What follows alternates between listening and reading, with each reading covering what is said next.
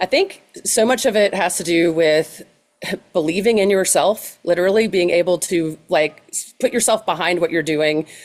Same way that I said I could never be a salesperson. Like I'm not going to sell you a car. But if you want to start something, you are selling yourself. I mean, we always are when we're communicating with other people in general. But if you don't already really believe in whatever you're launching, it's not the right business.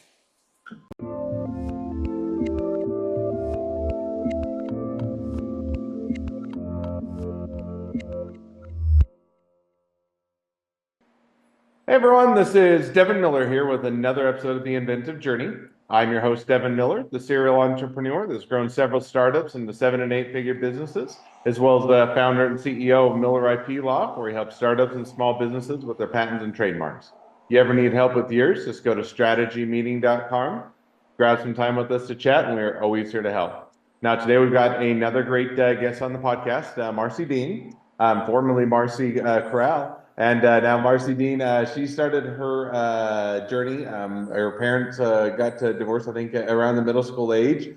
From that, ended up getting into arts as a kid, kind of due to the dual parent or parental influences. Afterwards, ended up going and working at IBM. Got a lot of offers during COVID from different big businesses and in the tech industry, and started working for Amazon Web Services. Kind of at that same time, also ended up leaving or having the marriage or go apart, or otherwise leaving the marriage, and got at that time also got a new house, met a new guy.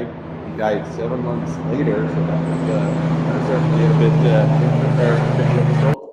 But also had later saving, or later I think, or something was saving his son. So she'll have to get into that a little bit. And then she and him had a love for music. Ended up necessarily losing a job and some other family members, and all of that experience kind of led to the current business, which is what she's focused on, which she'll share a bit more of that as well. So hopefully, with being mostly accurate, welcome on the podcast, Marcie.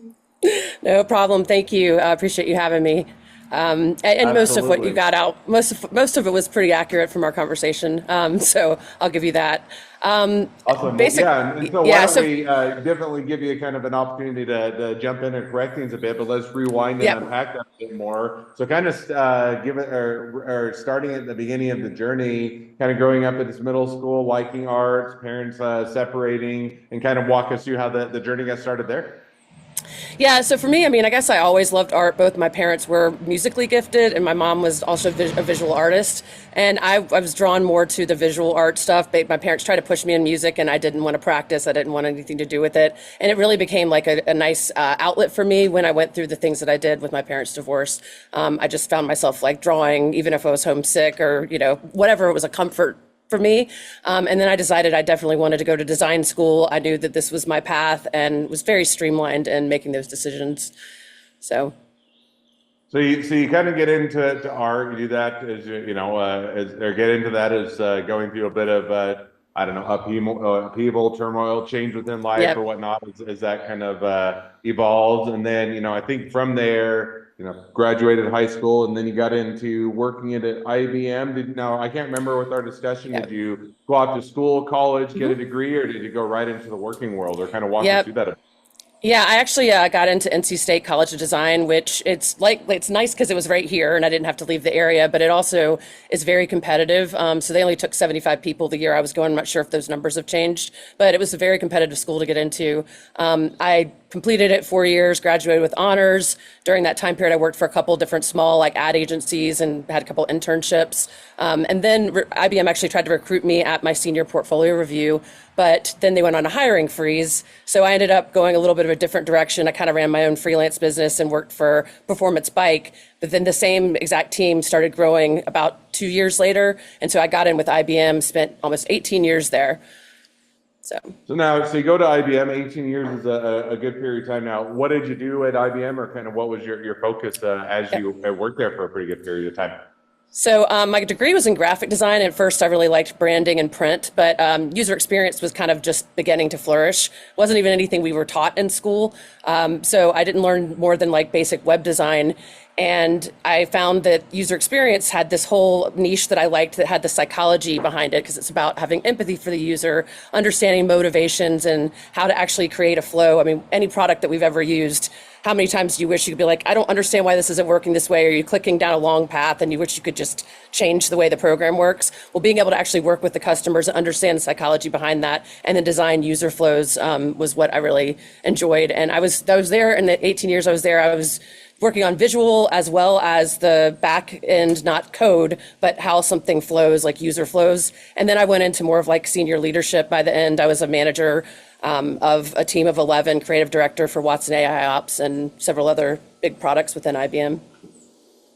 Gotcha. So now you were there, had or got some great experience, worked there for a considerable period of time. Now, 18 years. Now, walk us through kind of, as or at the end of that 18 years, kind of what took you in that different direction, or kind of what led to the change of the ship.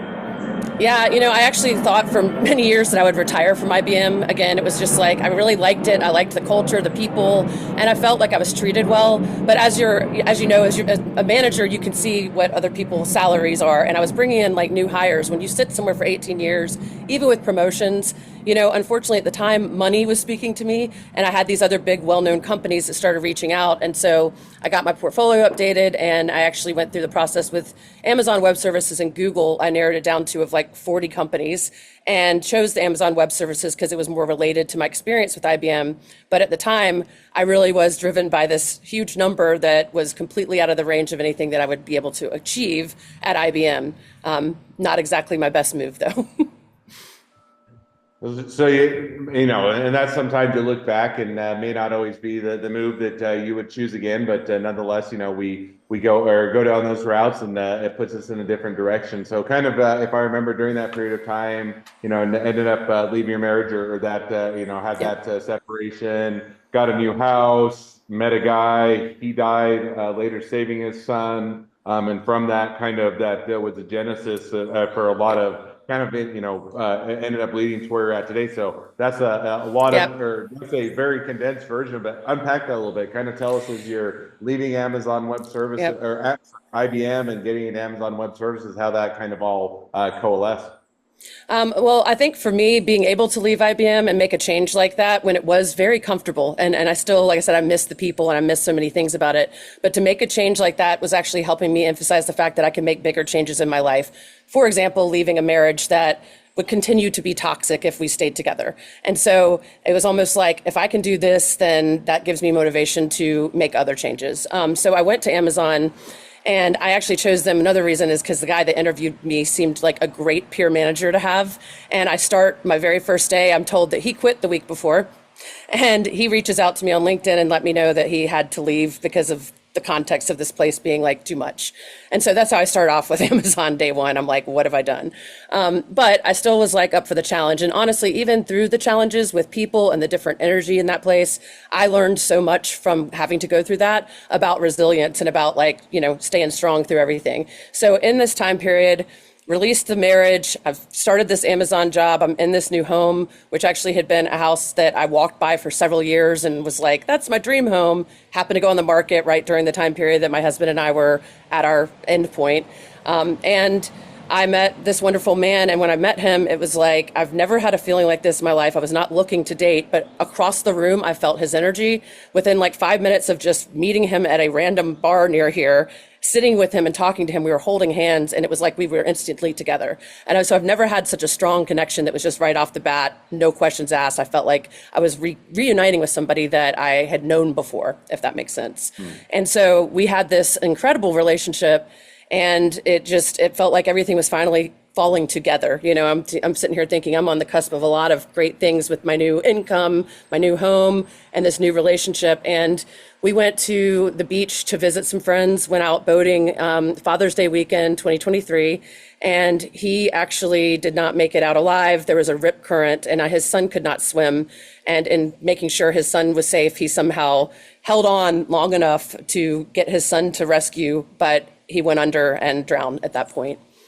So now, certainly tragic, and condolences. I'm sure that was a difficult and ongoing, oh yeah. difficult thing to go through. Now, I think from that, Not that there's by any means, a phoenix from the ashes, but from that you had some experiences, some opportunities, kind of gave you a bit of a different perspective, which also shifted I think you're putting words in your mouth, you can correct, but shifted your life in a bit of a different direction. But kind of walk us through you. So you suffered that loss, someone that you'd had that immediate connection with. Now, how did that impact as far as kind of the overall direction, even within work and business, and kind of what you were doing there as well?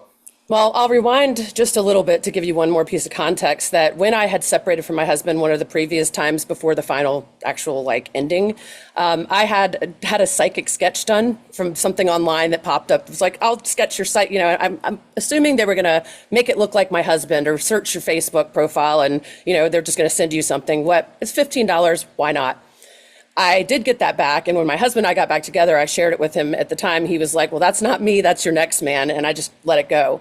When I met John and I felt this familiarity, it all came back to me. And I went and hunted that down from 3 years prior. And it was exactly John. Looked just like him. This is the kind of thing I don't believe in or I didn't believe in at that time. I mean, I had faith in a lot of things and I was very empathic, but here it is. Someone actually did sketch him out and this is the man that I'm supposed to be with. So all these reassurances there, but he and I both had psychic connections where we could communicate without words. We just could read each other's minds. And it was a whole different kind of connection than I've ever had with anybody. And in that, I had a premonition that something might happen to him. And he actually said he had felt that some too. So of course he had some dental work that needed to be done, a few other things. I got obsessed looking at health problems, thinking, 38-year-old healthy man as far as I can tell, but maybe there's some underlying thing we can stop this premonition I'm getting. Well, it turned out that it wasn't his health. Everything was pretty good. We got him the dental work he needed, and that wasn't going to be a problem. But I could have never predicted how he went. He used to be a firefighter. He was an amazing swimmer. So all of this just doesn't even add up to me, how in the world. But it was the most traumatic thing I've ever experienced. And I have this blackout period between that and being shipped on a boat across from this private island to an ambulance with his son on the way to the hospital. There's just a huge gap there. But all this being said, it's there was this immediate thing that kind of ripped the veil wide open. And I embraced the grief in a way that I think in the past, sometimes my dad had passed and I would sometimes kind of push it down and not really want to feel the feelings of it. And you just try to kind of ignore and keep living life. Well, this time I actually took a leave of absence and I sat with my pain and I sat with all these feelings. And the one thing I kept hearing is John's promise that since we discussed something might happen to him, he promised me that if anything ever happened to him, he'd communicate with me through music. And I have text messages from the day he died where I was turning on my radio because I'm like, well, maybe he's going to play songs that we like. That's what I'm thinking at this point. Because after my dad passed, I'd hear some lyrics every once in a while. But this was something that I could have never expected again. And it's all these major changes that may feel like your world is ending, but it actually opens up new doors. And that's what I've started to learn from very young childhood till now, looking back, why some of the most painful things have had to happen. No, that definitely sounds like, it shifted your life and the direction on a number of points in a different direction. Now, you kind of, if I were to take a step back and always play devil's advocate, which I do, it's one where, a lot of people are probably doubtful, and it sounds like even yourself were saying, hey, this isn't something that I would normally consider, wouldn't be something that I would, naturally gravitate towards. So now as you're saying, you're having those experiences and, our previous conversation, you kind of shifted really your focus of your business and life to building a lot of things around that. How did you kind of shift that, whether it's mental or that focus or that understanding or, kind of enlightenment or whatever you want to call it, from something where you're probably skeptic and very much on the technical side to something that is, maybe outside the comfort zone and nonetheless, started to be much more impactful? Kind of maybe walk us through that a bit. Yeah, so learning to trust intuition is a wild process. And one of the things that I'm trying to do with my business, and we haven't really gotten to what my discovery is yet, but it's to help people to actually awaken to things without having to go through a trauma like I did. A lot of people's experiences where they actually know and they believe and their consciousness expands is coming from people I've talked to who have had near-death experiences, people who have had really traumatic incidents like this loss. And it shakes something in you where you start to feel and see the world open up in a completely different way. And so what ended up happening is I was being pushed or told, I felt like John was communicating with me, and there were a number of signs and a number of things that were just synchronicities that I no longer believe in coincidence. I could feel his energy, and it guided me to one day discover his voice coming through while I was playing music with some different filters on. And it just got me thinking, and I have no idea because I've got no music background. And I just started playing around with Adobe Audition because I have Adobe programs on my computer for design. And then I started looking for different types of programs, and I'm not even thinking I'm going to make music at this point. I'm just playing with different sounds and then filtering it, because I could almost hear or feel the energy in certain instruments of music. And I've always been able to do that since I was a kid, but I didn't tie this all together. And so what I was feeling or looking for was to get, when I heard him come through clearly, I was just so hyper focused on finding his voice, because here it is, this person I love, and I've lost him, but now I hear his voice and I'm going, there's no way. So I literally just started putting tons and tons of work into this all around my regular work day at Amazon, and wasn't planning on trying to make a career. I just thought I was getting nice communication signs from my loved one. But what ended up happening is one day I'm just told to make a song, and I'm like, I don't make music, but now I've been playing with all these tools and reverse engineering them, where I'm teaching myself, because what I'm doing is so backwards from what a musician would do to get to the voices. And I had a friend that now is my boyfriend, but at the time he was just a friend to me, and he was supporting me through this and actually believed in what I was saying I was experiencing. He has some audio engineering background, and he's an electrician, and he could not make sense of what I've done. He's sitting here going, first of all, music-wise, you're doing everything backwards. Second of all, he's like, it'd take me like 3 months to make a song, and here the very first day I made a song, I made it in an hour, and it actually sounded not as great as I am now because I've practiced a lot, but it was pretty good. And I was like impressed with myself, which is saying a lot, because I don't normally give myself all that much credit with, my designs even. I've always been a little bit more like, other people are better at it or whatever. But this was like something I've never experienced. The feeling of creating that song is like what tapped in all this extra information. And so every time I'd start to get behind and start making music, it's like I'm getting downloads of information on how to do the next thing, the next part. And so this has probably been 5,000-6,000 hours invested in making songs and then filtering them, where I'm able to get voices from the other side. I've had so many crazy experiences with this that I know it's like terrifying to some people, or people are going to be skeptical, but I can actually demonstrate this live. So it's not something that's, it's something that's a repeatable process. And I'm working with a neuroscientist actually in Paris, and she was testing with EEGs, and she said the way that this activates your brain is off the charts. So now I'm trying to move more into the scientific backing and working with people like you on the patent process and, general things like that. So it can be taken seriously, because there's so much healing that can come from this music, but it really does activate people's consciousness and their intuition, and the way that the voices are carried throughout, you can hear it's basically amplifying what's already around us in a way that people can start to hear their own messages. They can start to trust what they're already thinking from hearing it coming from another voice. It's a completely unique experience, and it's still something I'm trying to figure out all the ways that this can be carried out, because there's an endless number of things we could do. No, makes sense, and certainly, an interesting the directions that life events often push us or take us.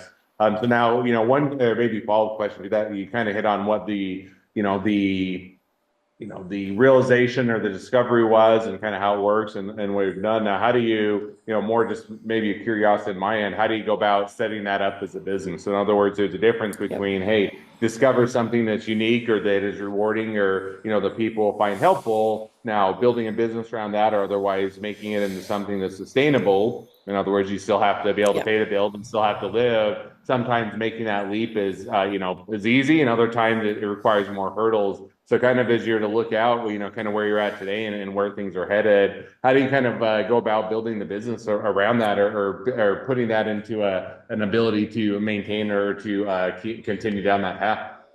Yeah, so I feel like when I was first doing this, it still just felt like more of a passion thing to me, and I wasn't associating anything that I'm passionate about as being like career oriented. So I wasn't thinking, how do I monetize this? I was thinking, how can I help people? And so I think that I was shoved out of Amazon for a good reason, because since then I've gotten more of this actual process. It wasn't just this kind of crazy discovery. And I realized these companies that you work for, if you don't read the fine print, if I was at Amazon as I started to develop this, they would have owned it.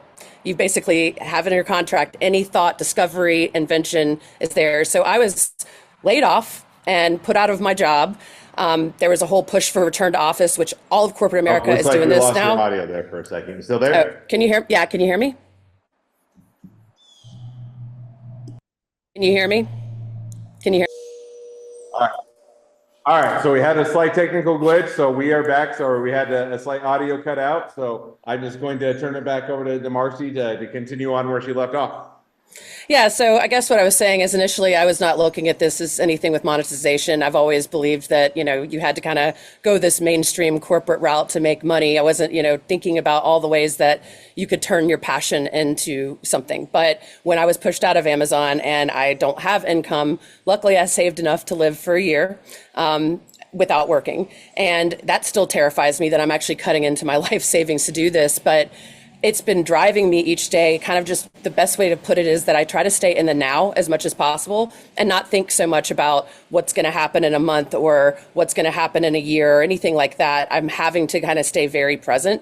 And so each day I'm kind of shown different ways that this can be a business. And I've gone down failed paths with the fact that I do have this now, like, it's as weird as it is to say, like, mediumship ability that allowed me to connect with the other side. This is nothing like, I never would imagine myself even saying this, but I thought maybe this is to help people and do individual readings. And I've actually done that and helped other people connect with their loved ones. And they're able to get this closure that is beautiful. And I still don't mind doing that, but I started hearing it's so much bigger than that. And so I'm thinking, well, I could do workshops. So every day it expands. And I had a whole direction going with Electric Blue Communications.